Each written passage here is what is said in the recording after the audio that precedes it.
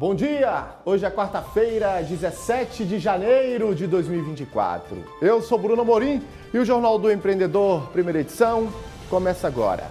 Sancionada a medida provisória que cria o Ministério do Empreendedorismo, é o 38º do governo Lula e será responsável por políticas, programas e ações de apoio aos negócios.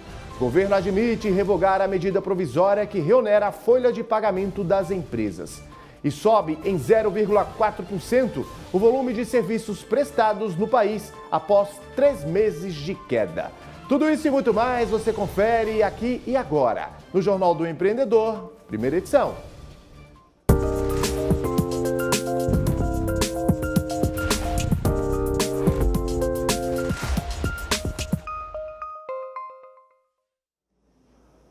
O presidente Luiz Inácio Lula da Silva sancionou nesta terça-feira a medida provisória que criou o Ministério do Empreendedorismo, da microempresa e da empresa de pequeno porte.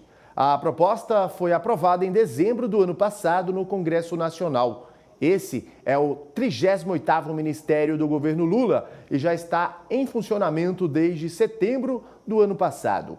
Comandada por Márcio França, a pasta é responsável por políticas, programas e ações de apoio e formalização de negócios, bem como por estímulos ao microcrédito e ao acesso a recursos financeiros para os empreendedores de todo o Brasil. Já a medida provisória que reonera a folha de pagamento das empresas pode ser revogada. No lugar da MP, os parlamentares poderão apresentar outra medida ou até mesmo projeto de lei. O anúncio foi feito pelo governo federal. Em entrevista à Band News TV, o presidente da Frente Parlamentar do Empreendedorismo, o deputado federal Joaquim Passarinho, comemorou a decisão. O presidente não vai devolver a MP, mas o governo vai revogá-la e reeditando ou uma medida provisória ou um projeto de lei, que na nossa opinião é o mais correto, para que a gente possa debater esse assunto da reoneração da folha de pagamento ou não. O que não podia deixar de acontecer era uma MP vir contradizer ou contrapor aquilo que o Congresso Nacional decidiu por 2 vezes no ano passado. Então, o Congresso debateu por 10 meses, votou, depois derrubou o veto e a medida provisória veio nessa contramão. A medida provisória não foi feita para isso. As medidas provisórias são feitas para você preencher uma lacuna legislativa que, no caso, não acontecia. Havia uma legislação votada recente que dava essa desoneração da folha, mantendo esses empregos e essa geração de emprego necessária tanto para o país. O volume de serviços prestados no país subiu 0,4% após 3 meses de queda. No mês de novembro, quando o setor havia acumulado perda de 2,2%, as 2 atividades de maior peso ficaram no campo negativo: os transportes e os serviços de informação e comunicação. O transporte de passageiros caiu quase 3%, influenciado pela alta de 19,12% de passagens aéreas. Apesar das recentes quedas no acumulado do ano, o setor de serviços registrou alta de 2,7%. Os dados foram divulgados pelo IBGE. E agora vamos falar das empresas com perfil familiar. Elas são maioria no país e empregam 75% da mão de obra. Os dados do IBGE mostram o sucesso que esse modelo de gestão pode alcançar. Vamos conferir na reportagem de André Lage. Cortinas e persianas das básicas às mais modernas e tecnológicas. São mais de 14 tipos para agradar a todos os gostos. Além de embelezar os ambientes, a loja Sterman, fundada pela Regina, oferece soluções técnicas. Nós temos uma gama grande de decoração para janelas na área interna e externa também.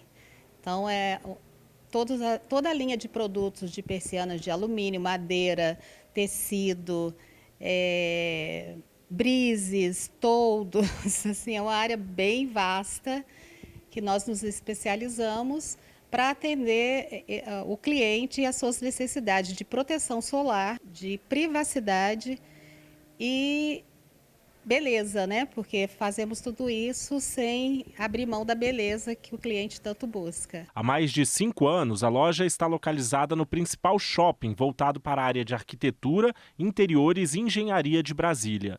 Mas antes de se instalar por aqui, o empreendimento começou bem pequeno. As vendas eram feitas em um dos cômodos da casa da empresária. Começou com o meu desejo de empreender mesmo, né? Eu fui para a área de vendas e eu gostei demais dessa área.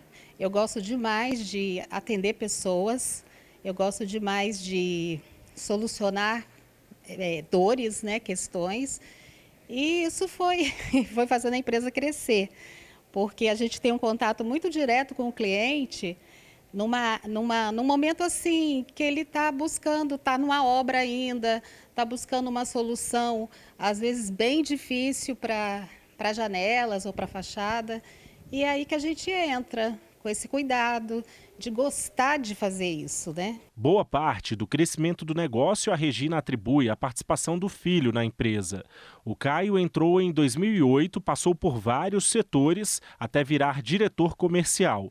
Durante sua gestão, a Sterman cresceu cerca de 800%. Eu costumo dizer que o Caio, né, ele é o grande, como é que se diz, mentor da empresa tá onde está. Porque eu tinha aquele feijão com arroz, né? Vamos botar assim, sabia fazer bem isso. Mas aí ele trouxe, com a inovação dele, o curso, a administração, a visão de negócio, fez a empresa crescer. E hoje eu costumo dizer que eu trabalho com ele, não ele trabalha comigo. Uma das medidas adotadas por ele foi a ampliação dos produtos oferecidos e a implementação de um plano de carreira dos funcionários. A gente está falando de um trabalho longo. Eu estou na empresa já tem 15 anos, então é um trabalho de formiguinha, sempre de aperfeiçoamento, sempre de integração com a equipe, né? Nada disso teria acontecido sem também você não ter um time engajado, um time participativo. Aí entra o nosso plano de carreira também, que ele foi implementado para mostrar para os nossos colaboradores que existe uma possibilidade deles ascenderem na carreira. Então, isso foi fundamental. No Brasil, 90% das empresas têm perfil familiar, segundo dados do Instituto Brasileiro de Geografia e Estatística, o IBGE. Além de responder por mais da metade do PIB, as empresas familiares também empregam 75% da mão de obra no país. Para a Regina e o Caio, o plano é expandir ainda mais o negócio, que atualmente emprega entre 30 e 40 pessoas. A gente vem estabelecendo metas arrojadas com os nossos colaboradores. Tá? Para esse ano a gente está com uma projeção de crescimento acima de 40%. Então hoje o nosso foco está muito em atingimento das nossas metas. E ele está muito atrelado também a gente conseguir estabelecer um relacionamento duradouro com os profissionais parceiros, que são os arquitetos, os designers, os engenheiros. Então, hoje o nosso foco é esse, é um crescimento sustentável, mantendo a qualidade do empreendimento. E você de casa, quer se tornar aí um empreendedor assim como a Regina e o Caio? Pois é, mesmo que você não tenha aí uma ideia na cabeça ou dinheiro no bolso, é possível sim começar o negócio. Existe uma metodologia para aquele que deseja ser um empreendedor. E sobre o assunto a gente conversa agora ao vivo com Marcelo Minuti. Ele é professor de inovação em novos negócios do IBMEC. Marcelo, seja bem-vindo aqui ao Jornal do Empreendedor, primeira edição. Um bom dia para você. Bom dia, Bruno. Bom dia a todos aí que estão nos assistindo. Marcelo, sem dinheiro, sem um negócio em mente, sem experiência, que metodologia é essa? Como faço para iniciar? Conta pra gente. É um desafio, né? Porque muita gente, Bruno, tem o sonho de empreender, né? E aí fica pensando, não, como que eu consigo entrar nesse mundo sem efetivamente ter um produto em mãos ou um objetivo claro em mãos? A gente tem algumas abordagens para ajudar essa pessoa que quer empreender nesse contexto. Primeiro, é muito importante para você conseguir empreender com sucesso, gastando pouco e investigando o melhor lugar para você poder empreender, é você encontrar um bom problema, né? E o que é um bom problema para resolver? É aquele problema que você tem o entendimento que as pessoas não estão satisfeitas com a solução atual, né, e a gente tem um monte desses no nosso dia a dia.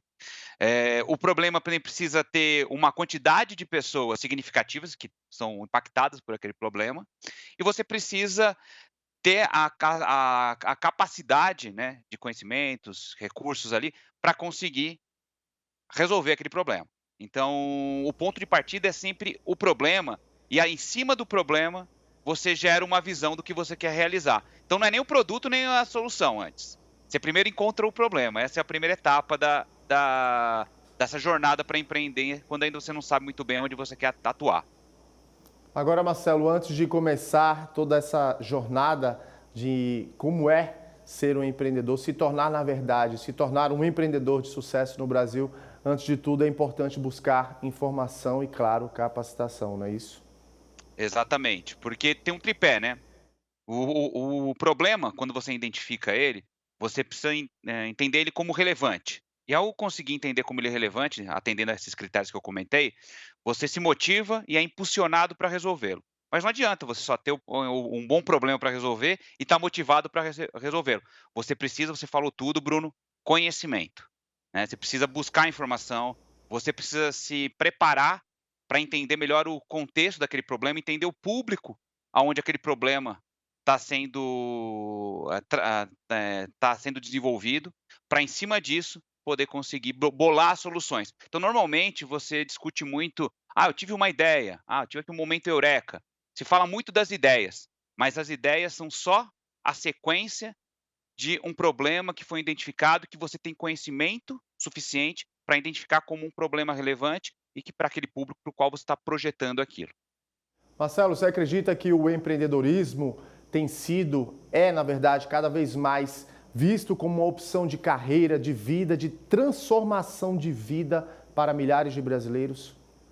Acredito sim. Eu acho que o empreendedorismo ele é um elemento fundamental quando você pensa no desenvolvimento da sociedade como um todo. E ele se torna, além de ser uma trilha profissional que você pode seguir ali, ele se torna efetivamente um estilo de vida. Porque o empreendedor, diferente de muitas profissões, o empreendedorismo acaba abraçando vários espaços da vida, né? Eles acabam envolvendo não só os aspectos profissionais, mas acaba envolvendo os aspectos pessoais também. E tanto que a gente elenca como um dos elementos para potencializar, né, ou quando você está empreendendo, quando você está montando um negócio, é a sua rede de relações. E quando você trabalha essa rede de relações, ela acaba transbordando não só para contatos profissionais, mas para contatos pessoais também. Então ele vira um estilo de vida, ele vira algo ali com propósito e significado para aquele indivíduo poder almejar ali no seu futuro. E além de tudo isso que a gente conversou, Marcelo, é importante também a gente, para aquela pessoa que está nos assistindo, para quem pensa em abrir o próprio negócio, pensar também em associar, né? Trazer para o seu ambiente de negócios toda essa inovação e tecnologia tão presentes hoje no mercado de trabalho, correto? Exatamente, Bruno, porque como a gente colocou no começo, conhecimento é fundamental, né? Então você entendeu o problema, analisou, fez um mergulho para entender o problema, chegou numa possível solução e essa solução ela vai ser cada vez melhor quanto melhor você entende as tecnologias associadas ao contexto dessa solução. Então, se você se atualizar, buscar informação, hoje a gente, por exemplo, vê alguns empreendedores usando muito bem essas novas tecnologias de inteligência artificial, né, para ajudar e dar velocidade ali no seu dia a dia, na resolução dos problemas, no atendimento ao cliente. Então, esse é um exemplo, né? Mas a gente pode ter outras tecnologias sempre associadas a isso. Não dá para discernir mais, né? O que é tecnológico e o que não é tecnológico. Na verdade, a tecnologia está espalhada aí por todos os espaços da nossa vida e no empreendedorismo isso daí não é diferente, não. É isso aí. Para você que ligou a TV agora, vale sim, é possível sim, na verdade, você empreender com pouco recurso. Marcelo Minuti, especialista em inovação e negócio. Quero aqui agradecer sua participação conosco ao vivo no Jornal do Empreendedor, primeira edição. Eu que agradeço, Bruno. Um abraço e bom dia para todos. E a Escola de Negócios IBMEC disponibilizou até o dia 31 de janeiro em seu canal do YouTube a websérie Negócios 4.0.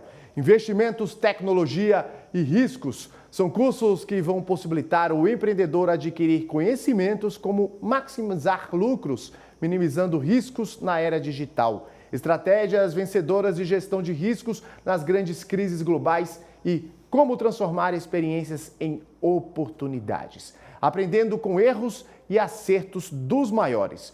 Os cursos são gratuitos com certificação. Os interessados poderão acessar a página do IBMEC no canal do YouTube. E mesmo com tantos programas para acertar as contas e botar um ponto final nas dívidas, em 2023, a inadimplência foi a maior em 13 anos. Vamos saber os motivos dessa inadimplência na reportagem de Márcio Campos.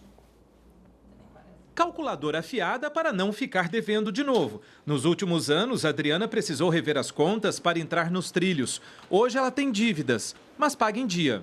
Sensação de que sua vida cabe, né, na sua carteira, que sua vida... Enfim, você pode planejar outras coisas, né? A taxa anual de endividamento do brasileiro caiu pela primeira vez no ano passado, desde 2019. À medida que as famílias ficam menos endividadas, elas aumentam o seu poder de compra.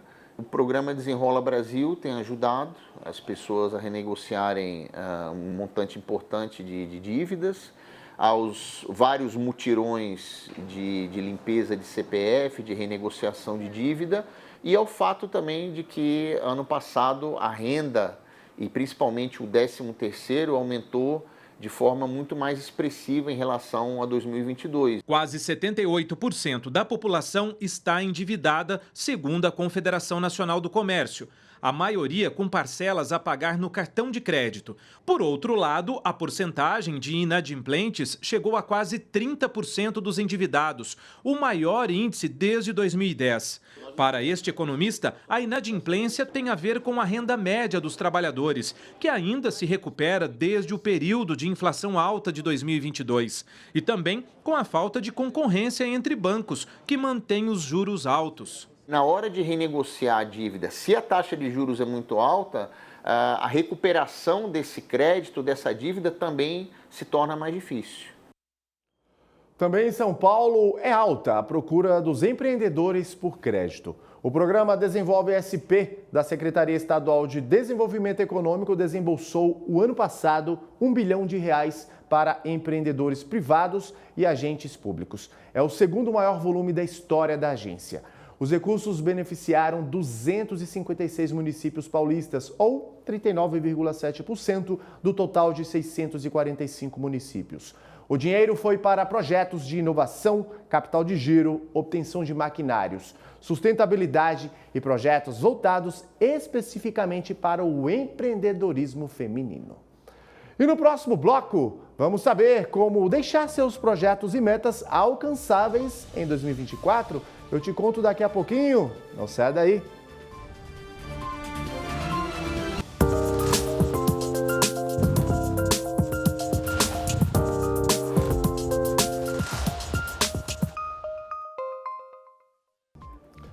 Estamos de volta com o Jornal do Empreendedor, primeira edição ao vivo e para todo o Brasil.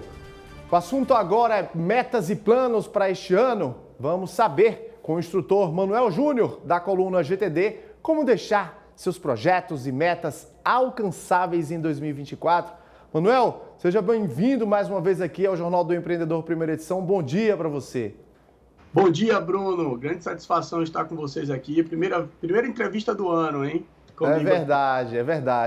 A primeira de muitas. Até o final do ano teremos muito bate-papo, muita conversa boa aqui para os nossos empreendedores de sucesso. Ai, Deus. Manuel, o que é o conceito SMART? Conta pra gente. Bruno, quando a gente fala em organização de projetos e até mesmo de metas menores ou pequenos objetivos, às vezes a gente não traça um plano, não deixa aquilo ali de forma alcançável e de forma clara, até mesmo para que você possa executar, né? Um ponto importante, antes de falar aqui do que é o SMART, é falar sobre a separação, né? A gente tem falado disso, no passado falamos bastante dessa questão da separação das suas tarefas, daquilo que você tem para fazer, das suas ações e dos seus projetos. Então, é preciso ter uma lista de tarefas, que inclusive essas tarefas podem estar no seu calendário, na sua agenda, e é preciso ter uma lista dos seus projetos, daquilo que você quer alcançar, daquilo que tem mais passos para você alcançar. E esses projetos ou metas, falando aqui, eles precisam estar escritos de uma forma que dê mais facilidade para alcançar o resultado desejado. E é daí que vem essa questão dos projetos SMART, de deixar o seu projeto, deixar a sua meta SMART. E o que é isso? SMART, né? Algumas palavras veio dos Estados Unidos, né? O S, o M, o A, enfim. Mas a gente pode traduzir aqui. O SMART, o S, significa de deixar o seu objetivo, sua meta, bem específica. Então, qual é o objetivo ou tarefa? E deixá-la bem clara e bem específica. Esse é o S do SMART. O M é de motivador. O quanto entusiasmado ou motivado você está para alcançar. Esse é o M. O A é de atingível. Será que isso é atingível? Será que é alcançável? Ou será que é muito fantasioso? Essa meta que eu quero alcançar? Tem de pensar nisso. O R é de relevante. O quanto que é relevante, por exemplo, para o empreendedor? O quanto que relevante é aquele objetivo na empresa? Será que é relevante para a organização, para a empresa? Ou às vezes não é tão relevante assim? E o T seria de rastreável, de trackable, que é Estados Unidos, em inglês, seria o rastreável. O quanto que você consegue rastrear aquilo que você está fazendo? Tem um processo para acompanhar aquela meta que você quer alcançar. Esse é o SMART, né? Expliquei assim de uma forma resumida o SMART. Nel, falando em metas, estabelecê-las a curto e longo prazo ajuda aí o empreendedor a manter o foco e serve também como impulso para que o empreendedor ele não desista do negócio? Com certeza. Bruno, eu tenho pensado bastante nessa questão, né? Muitas vezes o empreendedor, a pessoa que está ali empreendendo, ela está focada nos ganhos, ela está focada em administrar a empresa e esquece, de certa forma, de organizar, de planejar e começa a viver sem traçar metas a curto, a médio e a longo prazo. Estamos aí no início, né? Hoje é dia 17, mas ainda consideramos aqui o início do ano, então dá tempo de traçar as suas metas, por exemplo, para este ano, escrever as metas para este ano.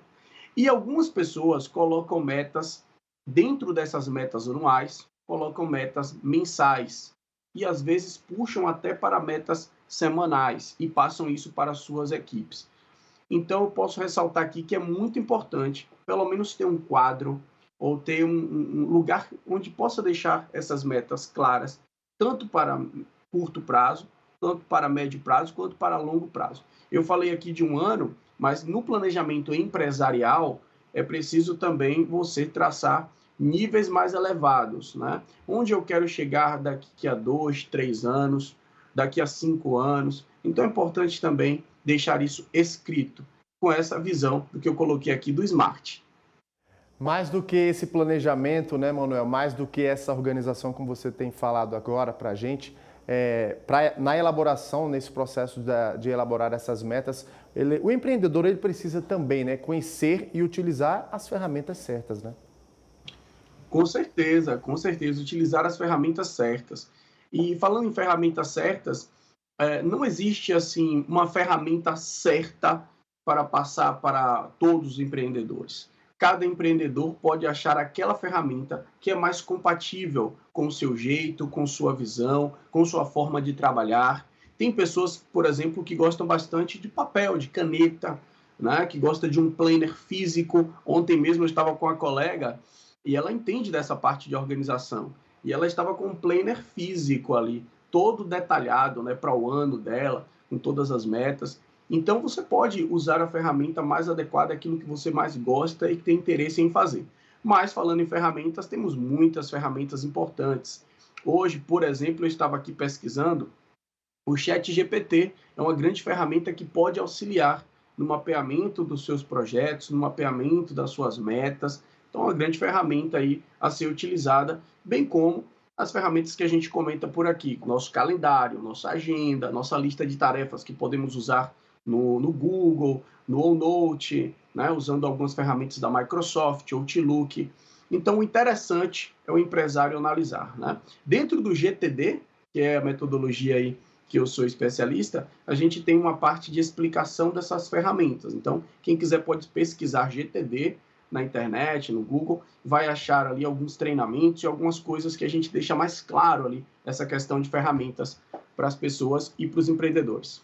Perfeito, Manuel Júnior, instrutor da coluna GTD, sempre conosco aqui, semanalmente, nas edições do Jornal do Empreendedor, aqui do canal Empreender. Manuel, mais uma vez, muito obrigado pela sua participação conosco aqui ao vivo. Eu que agradeço, Bruno. Vamos que vamos para esse ano. Vamos com tudo. Vamos lá. O presidente Luiz Inácio Lula da Silva admitiu divergências entre o Brasil e Paraguai em relação ao valor da tarifa da usina hidrelétrica de Itaipu. A empresa é binacional, ou seja, administrada pelos dois países, Brasil e Paraguai. Para o presidente Lula, o valor continua sendo discutido pelas equipes dos dois governos a fim de chegar aí a uma solução. A declaração foi dada após um encontro entre Lula e o presidente paraguaio Santiago Peña no Palácio do Itamaraty, em Brasília. A quarta reunião entre os líderes desde o ano passado.